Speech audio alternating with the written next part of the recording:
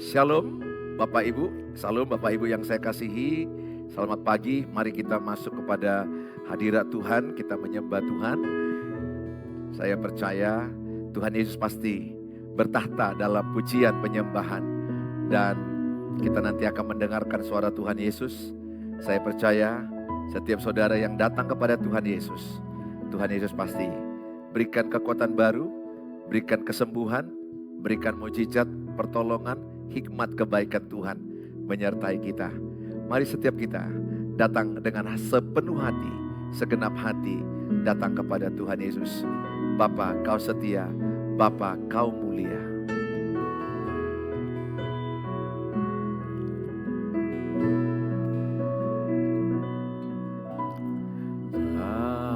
Bapa, Kau setia, Bapa, Kau mulia. Tenanglah jiwaku, aman bersamamu.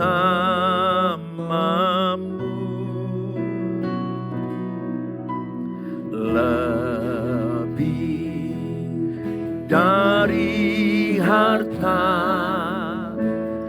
Kaulah segalanya.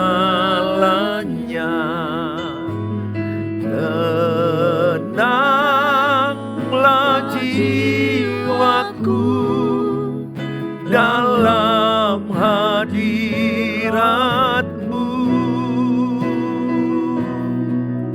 Kau tunjukkan kasih setiamu,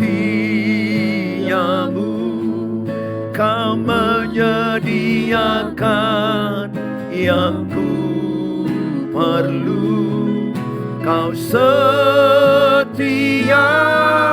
Kau mulia, dulu, sekarang, dan selamanya.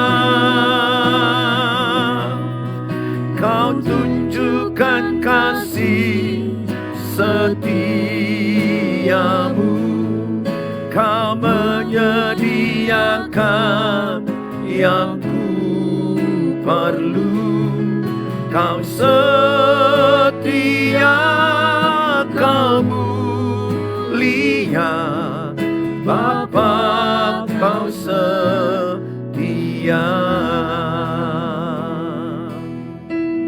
Datang pada Tuhan Yesus. Bapa, Kau setia, Bapa, Kau mulia. Tenanglah jiwaku, aman bersamamu.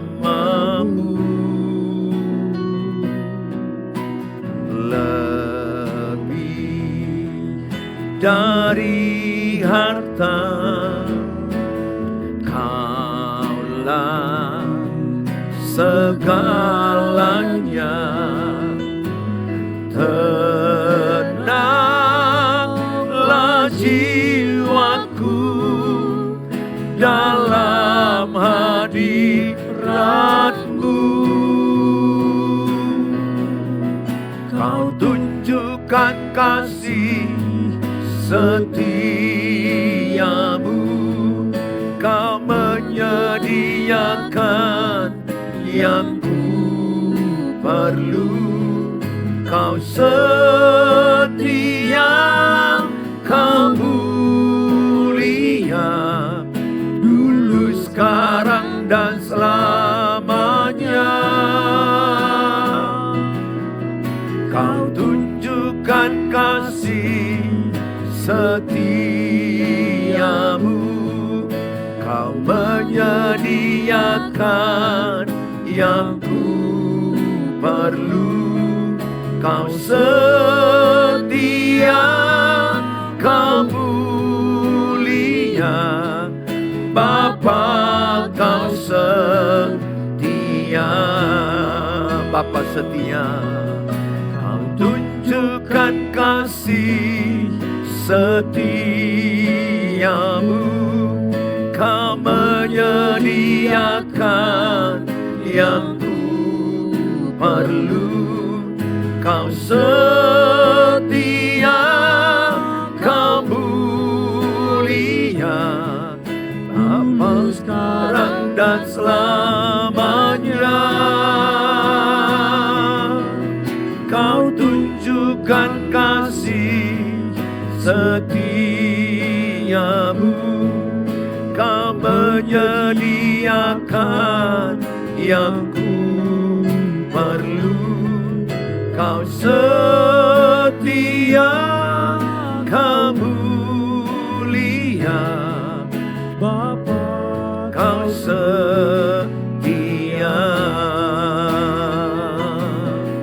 Kau tunjukkan kasih setiamu, Kau menyediakan yang ku perlu. Kau setia, Kau mulia, dulu, sekarang, dan selamanya. Kau tunjukkan kasih setiamu, Kau menyediakan yang ku perlu. Kau setia, Kau mulia, Bapa, Kau setia. Kau setia, Kau mulia, Kau setia, Kau mulia, Kau setia, Kau mulia, Bapa, Kau setia.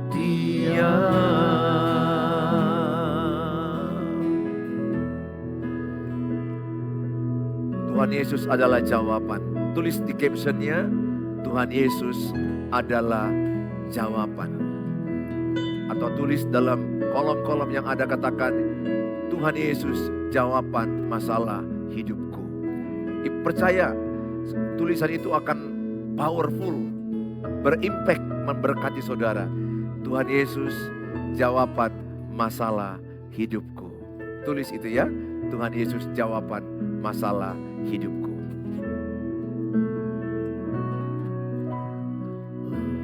Engkaulah jawaban di setiap doaku, saat ku menyembah, Roh-Mu bekerja. Tuhan, ku percaya kuasa-Mu sempurna.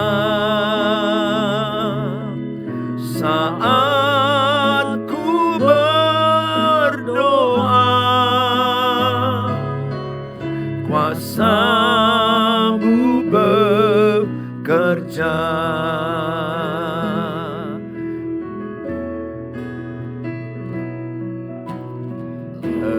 Engkaulah jawaban di setiap doaku, saat ku menyembah, Roh-Mu bekerja. Tuhan, ku percaya kuasa-Mu sempurna.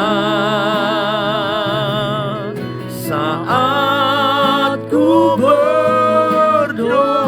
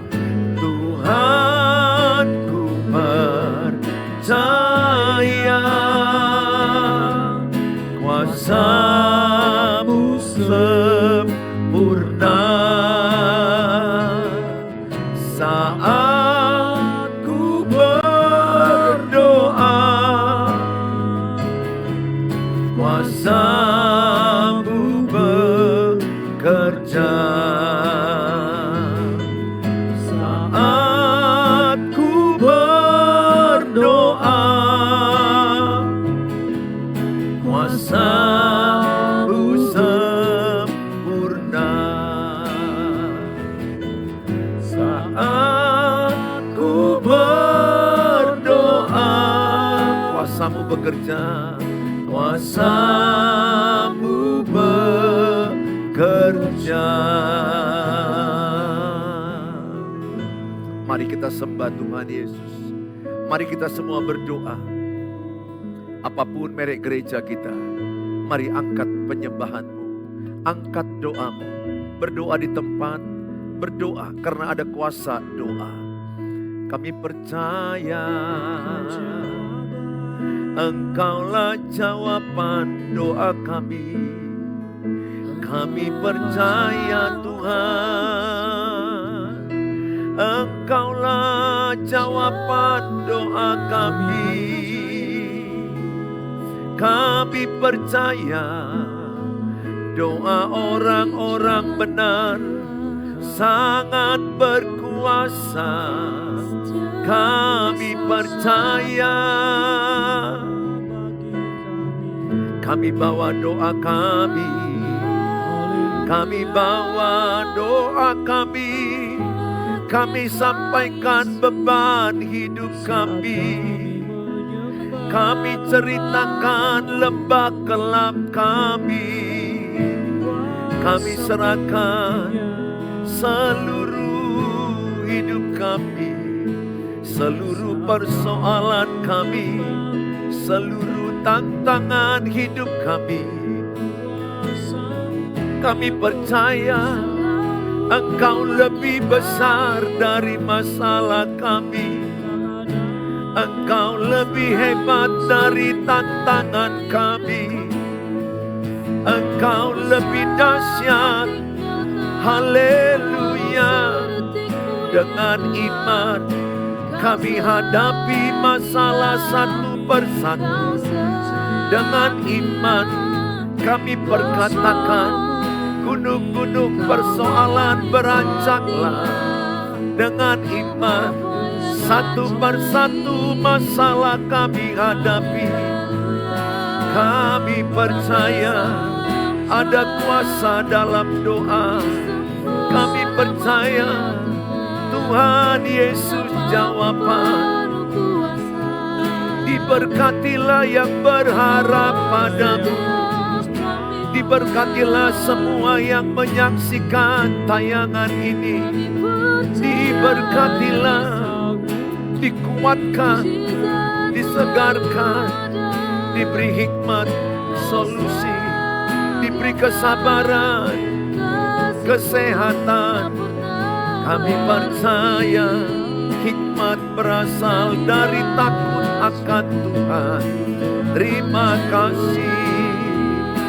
Kami bersyukur Tuhan, setiap mereka yang datang pada saat ini, yang sujud di altar-Mu Bapa, kami tahu mereka menghadapi tantangan berat, persoalan berat. Kami percaya bila hati terasa berat, tak seorang pun mengerti beban-Mu. Bapak Ibu yang saya kasihi, saudara yang di sosial media, tidak ada yang tahu berat cerita hidupmu. Bahkan saya bisa katakan lebih banyak orang menghakimimu. Lebih senang orang menceritakan kejatuhanmu. Lebih senang orang menceritakan kegagalanmu. Lebih senang orang menceritakan kesalahanmu, kehancuran rumah tanggamu, daripada keharmonisan rumah tanggamu. Manusia cenderung berbuat dosa. Daging cenderung berbuat dosa. Tidak seorang pun tahu cerita hidupmu. Tapi hari ini saya mau katakan, Tuhan tahu cerita hidupmu. Tuhan tahu cerita tekanan batinmu. Tuhan tahu beban hidupmu. Tuhan tahu engkau sedang ada di titik terendah yang menyaksikan ini. 1000 tangan manusia ingin menjatuhkan engkau. Tapi ada satu tangan Tuhan mengangkat engkau. 1000 pendapat manusia ingin menggosip, memfitnah engkau. Tapi perkataan Tuhan menguatkan engkau, menyegarkan engkau. Berhentilah engkau mendengar perkataan orang yang tidak suka padamu. Berhentilah engkau berkumpul dengan orang yang tidak suka padamu. Tapi berkumpullah engkau dengan orang yang mengasihimu, mencintaimu, menyayangimu, mensupportmu, memberkatimu. Dan terlebih, bersatulah engkau dengan Tuhan Yesus senantiasa. Karena Tuhan Yesus tahu engkau sedang berbeban berat. Dan Dia mau memberikan kemenangan, kekuatan, kelegaan. Dalam Tuhan Yesus ada jawaban.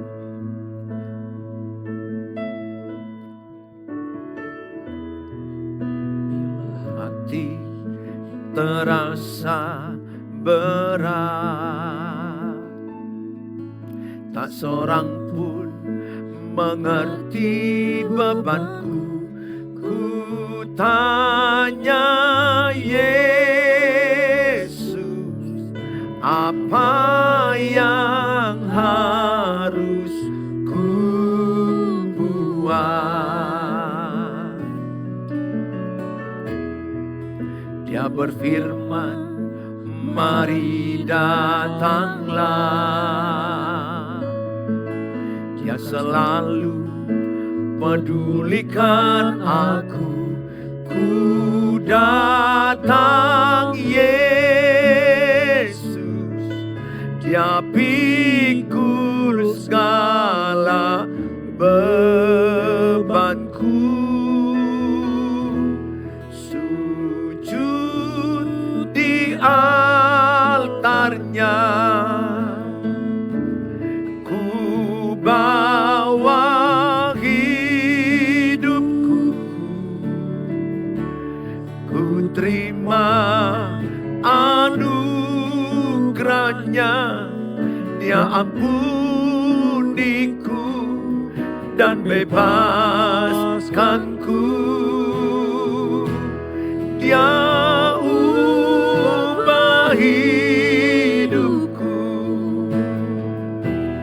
baharui hatiku.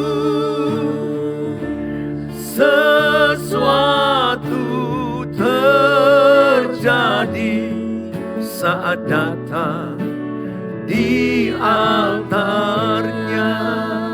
Tuhan tahu engkau sedang berbeban berat. Tidak seorang pun tahu, tapi Tuhan Yesus tahu engkau berbeban berat. Terasa berat, tak seorang pun mengerti bebanku. Ku tanya Yesus, apa yang harus ku buat? Dia berfirman, mari datanglah. Dia selalu pedulikan aku. Ku datang Yesus, Dia pikul segala bebanku. Sujud di altarnya, ku bawa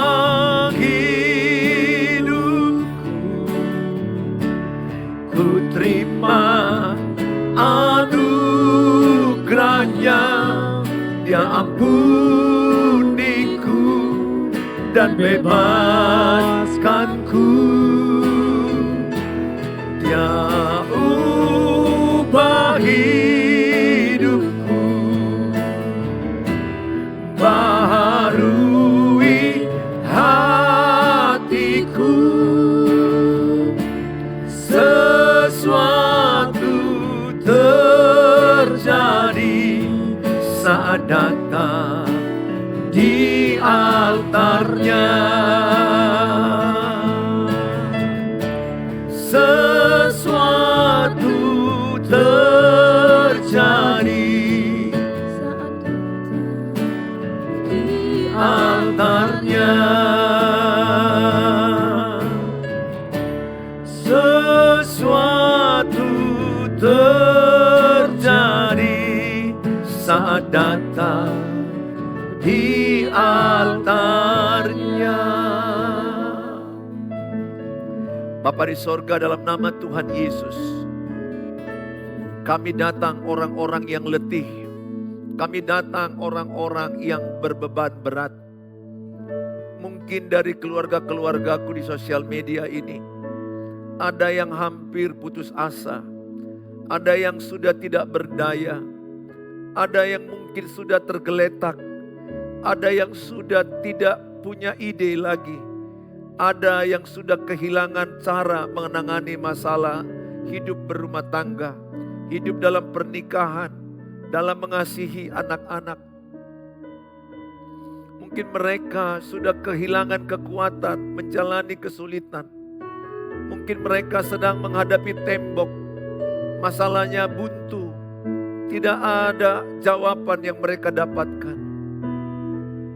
Hamba-Mu berdoa, biarlah mereka semua yang datang pada hari ini, siapapun mereka yang letih lesu, terimalah kelegaan dari Tuhan. Siapapun engkau yang lagi sakit, terimalah kesembuhan dengan iman, berkatakan aku sembuh, aku sehat. Engkau yang letih dalam keuangan,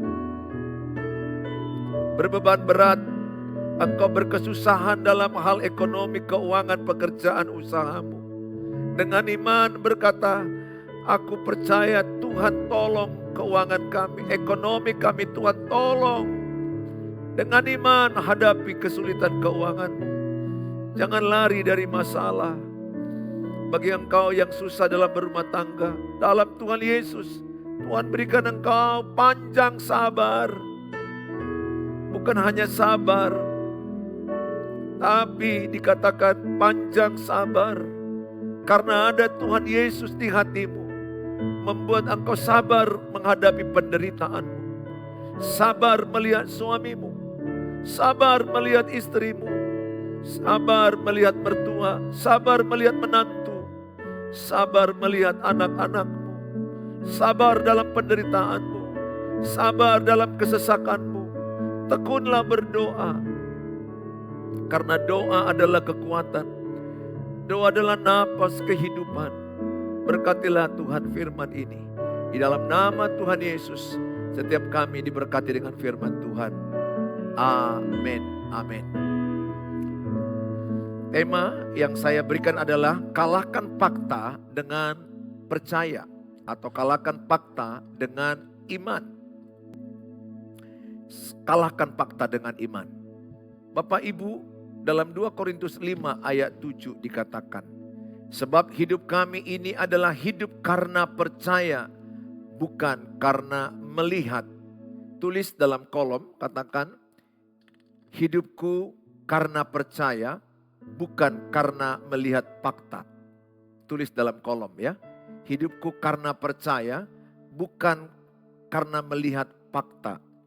Mohon izin Bapak Ibu, saya minum sebentar.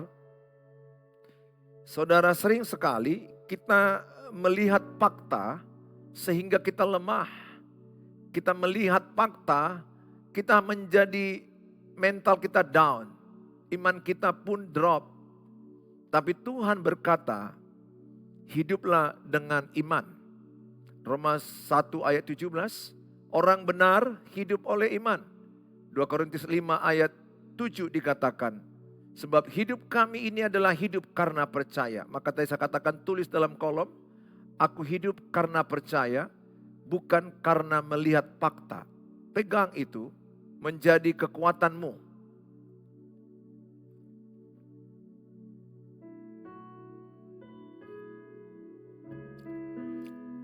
Sekuat apapun iman orang, saya mau katakan, sekuat apapun iman orang.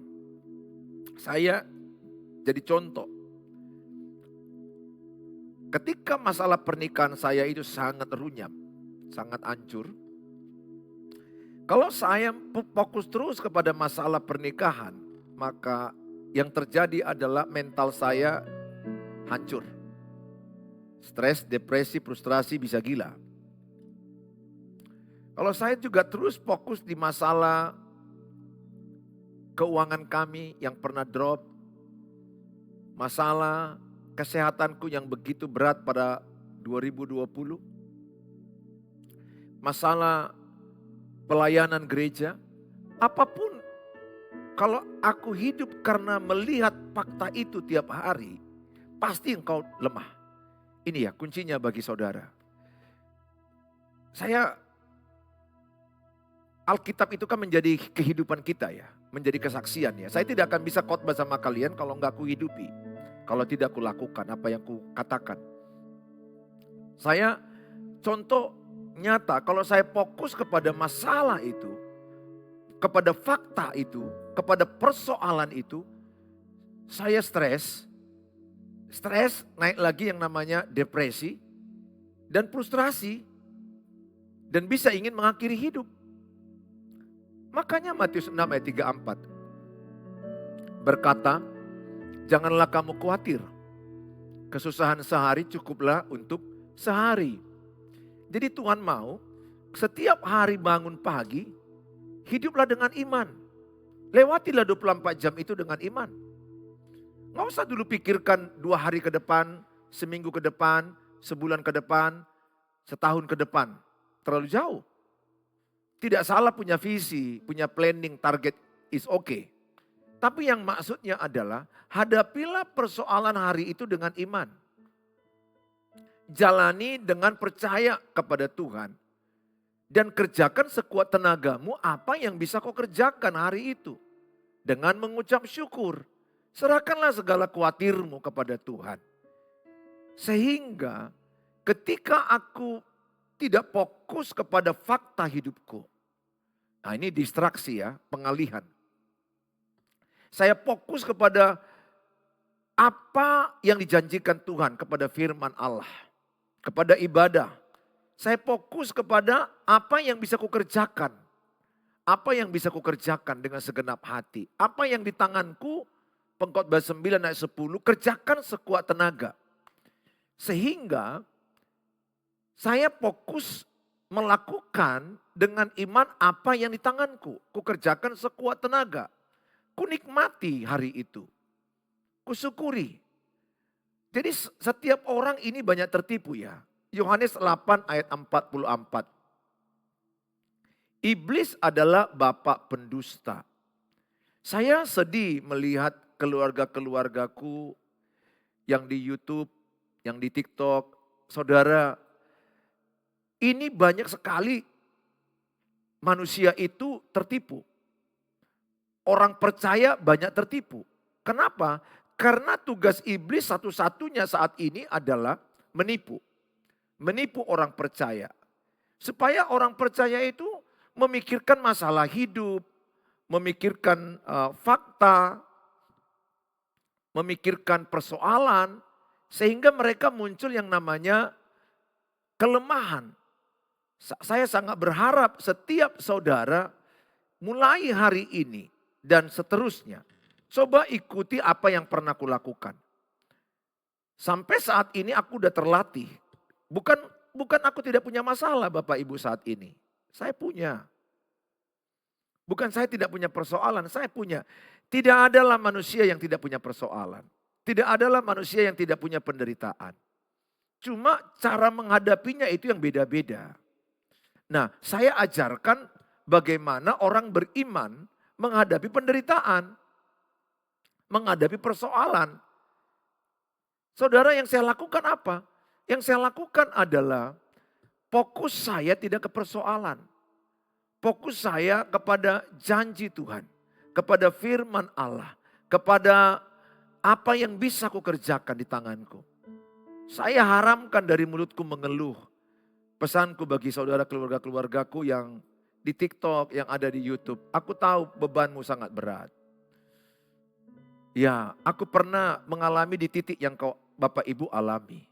Titik terendah, stres, frustrasi, depresi. Saya sudah lewati itu.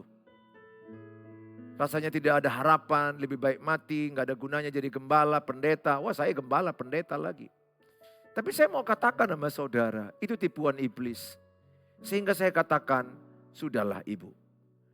Berhentilah mengeluh. Berhentilah fokus dengan masalahmu. Berhentilah merasa engkau yang paling menderita. Ini ya, perhatikan baik. Victim mentality. Mentalitas korban. Merasa diri kitalah yang paling menderita. Merasa diri kitalah yang paling hancur. Ini iblis. Iblis itu. Iblis yang ada di pikiran, di otak kita. Yang membuat kita mengasihani diri sendiri. Mengasihi diri boleh. Mengasihi diri itu baik, positif. Mengasihani diri sendiri itu negatif. Tekanan, stres, merasa korban, victim.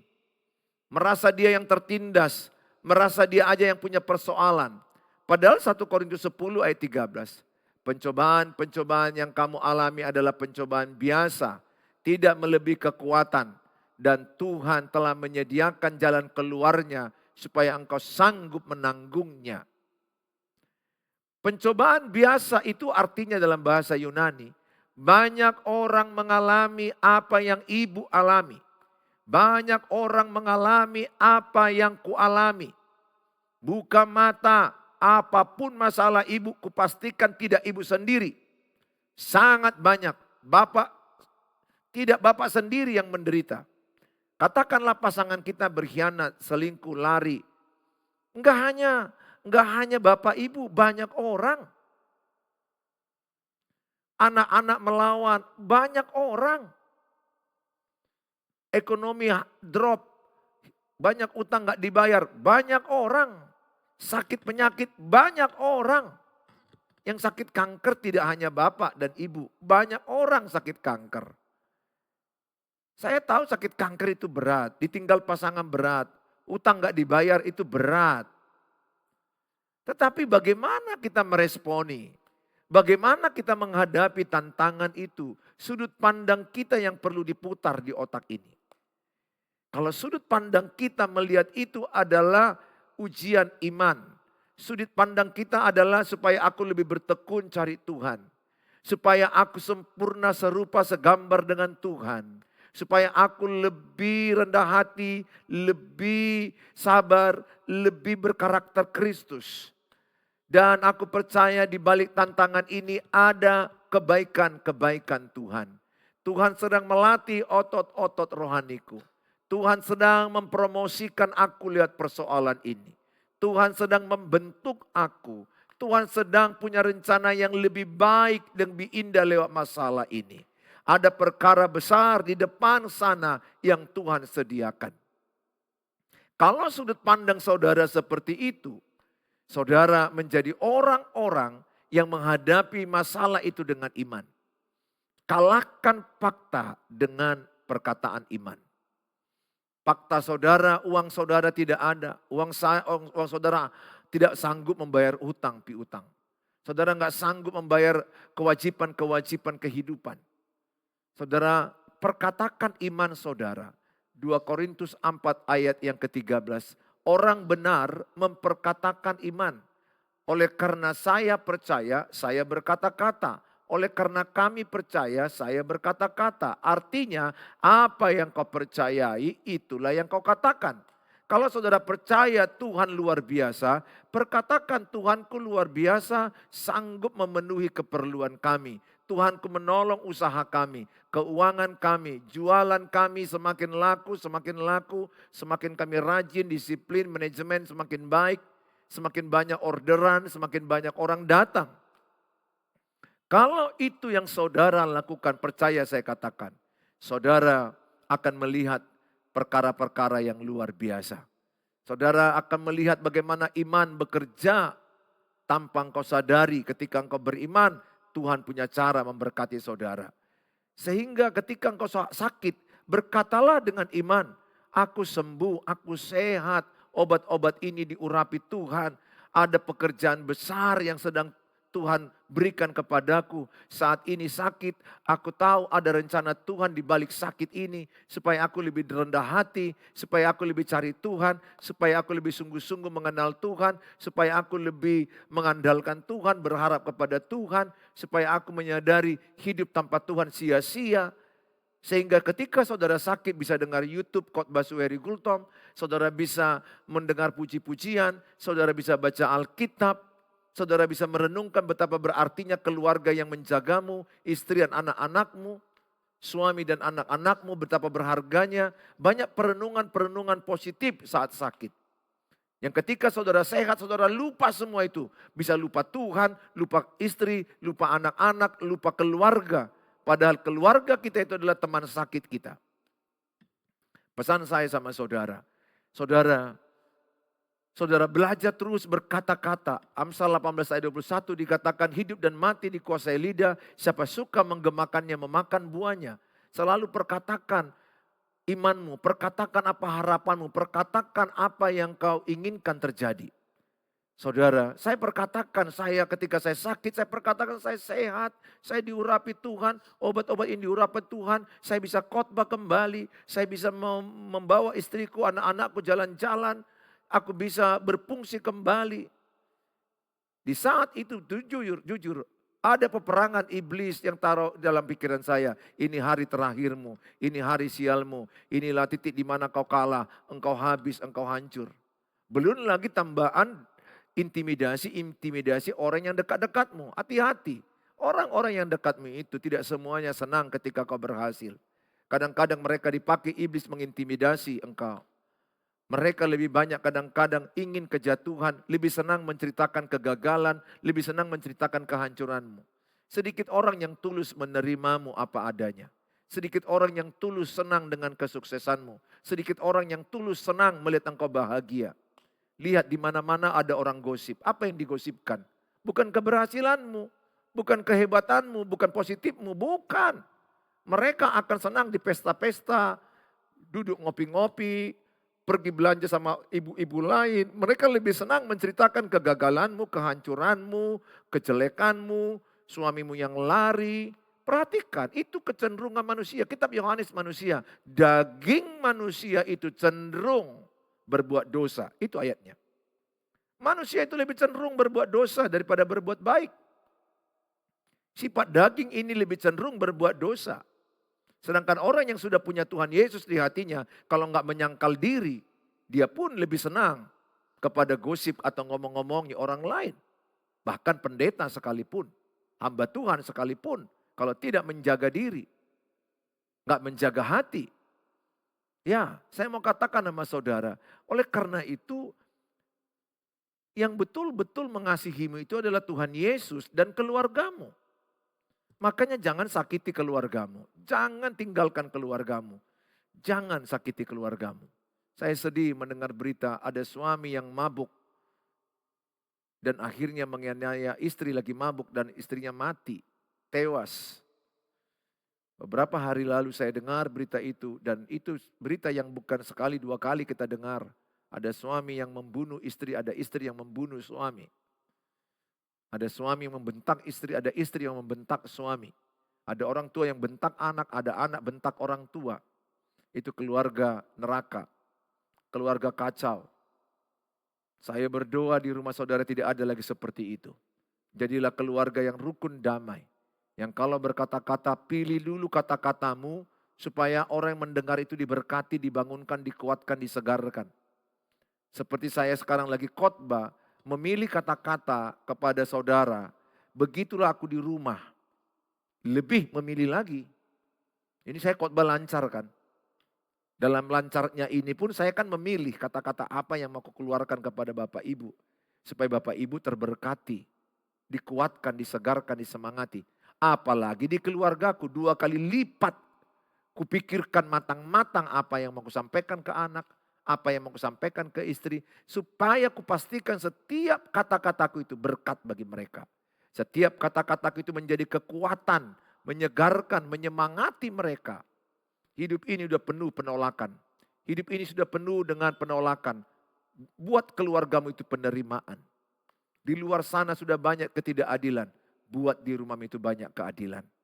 Saudara, saya berdoa hadapi tantanganmu dengan hidup dengan iman.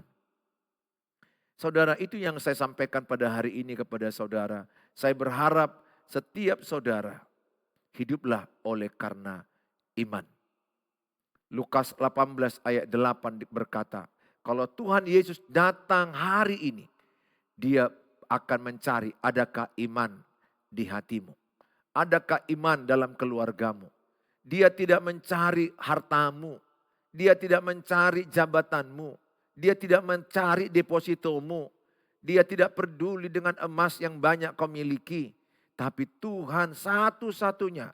Lukas 18 ayat 8. Apabila aku datang malam ini. Maka yang ku cari di hatimu. Adakah iman di hatimu. Adakah iman di dalam keluargamu? Iman itu tumbuh dari mana? Satu, dari pendengaran akan firman Tuhan. Makanya ibu bapak, ketika ibu bapak dengarkan firman ini, imanmu sedang dicas. Imanmu sedang tumbuh. Imanmu sedang diaktifkan kembali. Sering-sering dengar khotbah. Sering-sering putar khotbah YouTube Suheri Kultom sambil tidur, sambil mungkin dengar-dengaran lagi masak, nggak masalah. Lagi bawa mobil, silakan. Kata-kata yang menguatkan saya keluarkan. Kata-kata yang memberkati saudara. Kata-kata iman. Sehingga saudara mendengarkan itu iman saudara ditumbuhkannya. Iman tumbuh dari pendengaran firman Tuhan. Roma 10 ayat 17. Yang kedua, iman tumbuh dari penderitaan. Dalam kitab Timotius itu jelas dikatakan. Dalam kitab Petrus juga dikatakan. Yakobus juga dikatakan. Bahwa lewat penderitaan iman kita semakin bertumbuh. Kesaksian hidup saya Bapak Ibu. Pengalaman iman saya bertumbuh spektakuler. Bukan saat enak-enak hidupku. Saat penderitaan yang berat. Saat titik terendah. Saat kehancuran dalam kehidupanku. Itu titik di mana aku mengalami lompatan iman. Kuantum iman. Mengalami kuantum iman. Percaya kepada Tuhan. Spiritualku naik bertumbuh. Karena ketika itu aku sadar. Hanya Tuhan yang tahu cerita hidupku. Hanya Tuhan yang tahu beban hidupku. Tidak seorang pun tahu cerita hidupku. Tidak seorang pun tahu beban hidupku persis. Mereka tidak tahu. Banyak orang di luar sana hanya mereka-reka, hanya menghakimi, hanya menuduh, mengintimidasi, membicarakan, menggosip, memfitnah. Padahal yang mereka tahu cerita hidupku, mereka tidak tahu persis. Mereka hanya tahu dari mulut A, mulut B, mulut C. Mereka tidak ada dalam diriku, tapi mereka mau seperti hakim atas diriku. Aku jauhi orang-orang itu. Sekarang saya menjadi orang yang sangat selektif. Membuat orang siapa yang dekat kepada saya. Karena saya tahu orang yang tulus itu enggak banyak, sedikit. Sehingga temukan orang yang sedikit itu. Hanya Tuhan yang tahu masalahku. Hanya Tuhan yang tahu masalah Bapak Ibu. Hanya Tuhan juga yang tahu bagaimana menyelesaikan masalah Bapak Ibu. Bukan mereka. Baca buku silakan, dengar khotbah silakan. Berbicara kepada satu mentor, satu pendeta, satu konselor silakan. Tapi berbicara kepada banyak orang tidak perlu. Sama sekali tidak perlu. Tidak perlu membicarakan masalah hidup kita kepada banyak orang. Karena itu akan jadi racun bagi dirimu sendiri. Jaga circle-mu. Orang-orang tertentu 2-3 orang yang tulus hati mengasihimu, silakan. Dia bisa menceritakan kepadamu. Orang yang tulus hati mengasihimu. Saudara yang saya kasihi, akhirnya saya sadar hanya Tuhan yang tahu masalahku. Aku datang kepada Tuhan. Aku pernah letih dalam hidup ini, lesu, beban berat. Dan aku ceritakan kepada Tuhan. Dan ini Bapak Ibu. Bapak Ibu yang tahu cerita masalah, Bapak Ibu yang tahu nanti solusi masalah itu. Tidak orang lain. Yang tahu menyelesaikan masalah pernikahanku adalah aku dan Tuhan. Yang menolong aku lewat hikmat yang diberikan. Yang tahu aku menyelesaikan masalah parenting anakku hanya aku dengan Tuhan. Karena setiap anak-anak itu unik, gak boleh dibanding-bandingkan. Yang tahu masalah keuanganku selesaikan hanya aku dengan Tuhan dengan istriku. Tidak dengan yang lain, saudaraku pun tidak. Sehingga saya mulai sekarang membiasakan diri, tidak penting terlalu melebar cerita hidup ini. Tapi perlu dalam ceritakan hidupmu kepada Tuhan. Atau kepada 1-2 orang yang kau percayakan hidupmu. Kalaupun tidak ada itu, percayakan kepada Tuhan. Oleh karena itu saya mengatakan sama saudara, saya sadar betul bahwa hanya Tuhan jawaban, saya datang kepada Tuhan. Dan Tuhan tolong saya, satu persatu apapun masalah keuangan dibereskan Tuhan. Masalah pernikahan jauh sangat bagus. Masalah kesehatan Tuhan tolong aku sembuh, sehingga aku bisa khotbah kemana-mana. Masalah anak-anakku jauh jadi bagus, yang dulunya main gamers, terikat dengan game, melawan. Sekarang dia jadi pengkhotbah. Menjadi seorang yang melayani Tuhan. Saya bersuka cita. Dan saya hadapi satu persatu masalah itu dengan Tuhan. Kuceritakan pada Tuhan. Tuhan berikan aku hikmat. Ini yang kau lakukan, ini yang kau lakukan, ini yang kau lakukan. Sampai sebegitunya Tuhan cerita di hatiku. Sehingga Bapak Ibu, banyak di antara Bapak Ibu yang berkata, Pak Pendeta, apa yang kulakukan kalau suamiku lari, istriku lari? Pak Pendeta, kalau keadaanku sakit, keuangan begini, mertuaku begini, anak-anakku begini, apa yang harus kulakukan? Sering sekali ucapan itu datang kepada saya. Saya hanya katakan kepada saudara yang menyaksikan ini. Yang tahu betul apa yang harus Bapak Ibu lakukan. Hanya Tuhan dan diri Bapak Ibu. Masukan-masukan boleh, tapi itu tidak jawaban pasti. Tapi Tuhan akan bicara di hati Bapak Ibu. Ini lakukan, ini lakukan. Yang penting bicara di hati itu, suara hati nurani itu adalah suara Alkitab, suara firman Allah. Sehingga firman Allah adalah standar suara firman, suara Tuhan. Suara Tuhan itu adalah firman Allah. Sehingga ketika Tuhan bilang sabar kau sama istrimu. Jangan tuntut istrimu. Kalimat-kalimat itu berubah dari dirimu sendiri. Itu suara Tuhan. Jangan suka mengutang-utang, minjam-minjam lagi. Itu suara Tuhan. Memberi, itu suara Tuhan. Jadi apapun masalah Bapak Ibu, jawaban yang terbaik adalah dari Tuhan. Tuhan yang memberikan jawaban itu kepada saudara. Saya hanya katakan nama saudara, datang kepada Tuhan. Ceritakan, kalau mau nangis, nangis pada Tuhan. Saya juga nangis. Kalau kepada Tuhan saya tidak malu nangis. Kalau kepada Tuhan saya jujur, saya menceritakan apa adanya. Saudara yang saya kasihi, ini pesan firman Tuhan untuk saudara bisa hidup dengan iman. Kalahkan fakta dengan iman. Perkatakan imanmu. Hadapi dengan iman. Sehari demi sehari, percayalah bahwa 1 Yohanes 5 ayat 4 dikatakan, hidup oleh iman. Iman mengalahkan persoalan-persoalan kita. Tuhan Yesus memberkati kita semua. Mari kita berdoa. Bapa di sorga, dalam nama Tuhan Yesus, hamba-Mu berdoa kepada mereka yang menuliskan dalam kolom-kolom persoalan-persoalan mereka. Apapun persoalan-persoalan mereka, penderitaan mereka, hamba-Mu berdoa. Dalam nama Tuhan Yesus, kalau mereka sakit, Tuhan yang menyembuhkan mereka dalam nama Yesus. Kalau mereka pahit hati, kepahitan, mudah tersinggung, mudah kecewa, mudah marah, mudah emosi negatif. Hamba-Mu berdoa dalam nama Tuhan Yesus. Ada kasih Tuhan mengangkat kepahitan mereka. Ada kasih Tuhan mengangkat kebencian mereka. Ada kasih Tuhan mengangkat geram mereka. Sehingga mereka hidup dalam kasih Tuhan. Kata-kata mereka penuh kasih. Perbuatan mereka penuh kasih. Sehingga apapun yang mereka kerjakan dengan dasar kasih. Tuhan, bersihkan hati kami semua dari kepahitan, dari kebencian, dari geram, dari amarah. Kasih Tuhan mengubah cara pandang kami. Kami hidup mengasihi musuh kami. Mengasihi orang yang menggosip kami. Mengasihi orang yang memfitnah kami. Mengasihi orang yang suka mengata-ngatai kami. Mengasihi orang yang melukai, mengecewakan kami, mengkhianati kami. Karena kasih Tuhan Yesus lebih besar di hati kami. Terima kasih Bapa bagi mereka yang sedang mengalami kebuntuan dalam pernikahan. Hamba-Mu berdoa dalam nama Tuhan Yesus. Tuhan beri hikmat, berikan solusi sehingga pernikahan mereka bisa pulih. Suami yang lari Tuhan kembalikan dalam nama Yesus. Istri yang sudah berlari berkhianat Tuhan kembalikan kembali. Anak-anak yang melawan Tuhan buat mereka berubah dan bertobat. Orang tua yang tersakiti buatlah mereka mengalami pemulihan hati. Sehingga mereka bisa mengayomi anak-anak mereka. Mereka yang lagi sedang mengalami kesulitan keuangan, pekerjaan, usaha, atau tidak ada pekerjaan mereka saat ini.